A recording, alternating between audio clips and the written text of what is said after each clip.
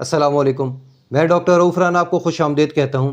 آج تفصیل سے ڈسکس کروں گا ڈمپا ایل ٹی ٹیبلٹ کے متعلق۔ ڈمپا ایل ٹی ٹیبلٹ اگرچہ ایک شوگر کی دوا ہے، لیکن یہ دوسری شوگر کی دوائیوں سے کیوں مختلف ہے؟ ڈاکٹر نے چینج کر کے ڈمپا ایل ٹی کیوں دے دی ہے؟ کیا یہ بہتر طریقے سے شوگر کنٹرول کرتی ہے؟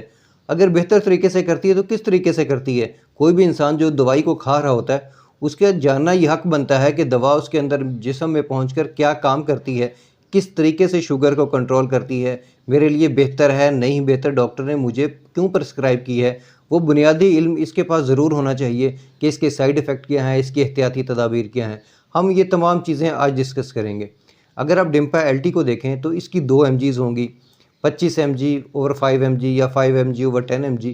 یہ 2 mg's کا مطلب یہ ہے کہ اس کے اندر 2 قسم کی ادویات مکس کر کے ایک گولی بنائی ہوئی ہے۔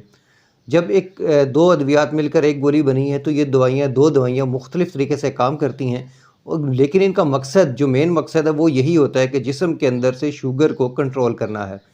اب یہ کس طریقے سے شوگر کنٹرول کرتی ہے؟ اس کے اندر ایک دوا ہے جو ہمارے لبلبے کو انہانس کرتی ہے، جس کا نام لیناگلپٹن ہے، جو ہمارے لبلبے کو انہانس کرتی ہے کہ وہ زیادہ مقدار کے اندر انسولین بنائے۔ جب زیادہ مقدار کے اندر انسولین بنائے گا تو اس سے کیا ہوگا کہ ہمارے جسم کی جو شوگر ہے، خون کے اندر جو بلڈ شوگر ہے وہ کنٹرول ہوگی۔ آپ جانتے ہیں کہ شوگر کو کنٹرول کرنے کے لیے جو ہارمون سب سے زیادہ کام کرتا ہے، بہترین فائدہ دیتا ہے وہ اور نیچرل ہے، وہ انسولین ہے۔ جب انسولین زیادہ مقدار کے اندر بنے گی تو زیادہ مقدار کے اندر شوگر کنٹرول ہوگی۔ اب دوسری جو دوا اس کے اندر ڈالی گئی ہے وہ اس لیے ہے کہ اگر پینکریاز انسولین بنائے اور انسولین اپنا پورا زور لگا لے لیکن پھر بھی شوگر کنٹرول نہ ہو اور شوگر خون کے اندر موجود ہو، تب کیا کرنا ہے؟ تب یہ دوسری دوا اس زائد شوگر کو جسم سے خارج کر دے گی پیشاب کے راستے۔ جیسے ہی خون گردے میں پہنچے گا پیوریفائی ہونے کے لیے، فاسد مادوں کو اخراج کے لیے، تو یہ دوا شوگر کو بھی، گلوکوز کو بھی ایز اے فاسد مادہ شوگر پیشاب کے راستے خارج کر دے گا۔ گویا جسم اب جو فالتو شوگر ہے اس سے چھٹکارا حاصل کر لے گا، جسم کے اندر شوگر کنٹرول ہو جائے گی۔ دونوں طریقوں سے، ایک طریقہ یہ ہوا کہ وہ ہمارا انسولین زیادہ بنی، اور دوسرا یہ ہوا جتنے بھی پھر بھی جو بچ گئی وہ پیشاب کے راستے نکل گئی۔ اب ہم بات کرتے ہیں اس کی ڈوز کے متعلق۔ عام طور پر اس کی ایک ڈوز صبح کے شام ٹائم دی جاتی ہے۔ اچھا، کچھ کنڈیشنز کے اندر یہ دوسری ادویات کے ساتھ ملا کر بھی اس کو دیا جاتا ہے۔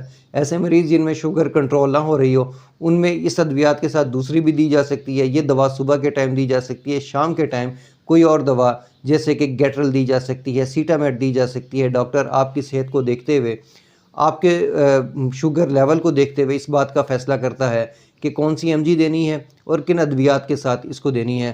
عمومی طور پر اگر ہم اس دوا کی بات کریں تو یہ دن میں ایک دفعہ ہی دی جاتی ہے۔ اب بات کرتے ہیں اس کے سائیڈ ایفیکٹ کی۔ اگرچہ کوئی اس کے زیادہ سائیڈ ایفیکٹ نہیں ہوتے، لیکن پھر بھی کچھ نہ کچھ سائیڈ ایفیکٹ ہوتے ہیں، جیسے کہ سر چکرانا، دل گھبرانا، متلی سی کی کیفیت ہونا۔ یہ اس کے عمومی طور پر سائیڈ ایفیکٹ ہیں۔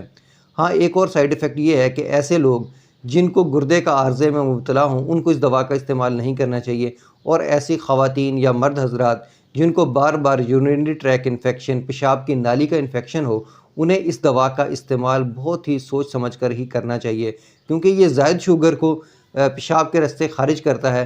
جہاں پہ بھی گلوکوز کی مقدار اگر پیشاب کی نالی کے اندر زیادہ ہوگی، پیشاب کے اندر زیادہ ہوگی، تو وہ انفیکشن بار بار ہوگا یا دیر سے ٹھیک ہوگا۔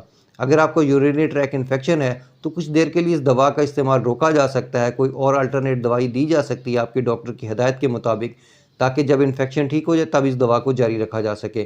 اگر آپ اس دوا کا استعمال کر رہے ہیں اور آپ کو یورینری ٹریک انفیکشن ہے، یا خواتین جن کو ویجینل انفیکشن ہے، انہیں اپنے ڈاکٹر سے ضرور رابطہ کرنا چاہیے کہ اگر وہ ضروری سمجھے تو اس دوا کو روک سکتے ہیں یا اس کو چینج کیا جا سکتا ہے۔ مجھے امید ہے کہ میری یہ معلومات آپ کے لیے فائدہ مند ہوگی۔ اللہ آپ کو اور آپ کے تمام اہل خانہ کو صحت والی زندگی عطا کرے۔ اللہ حافظ۔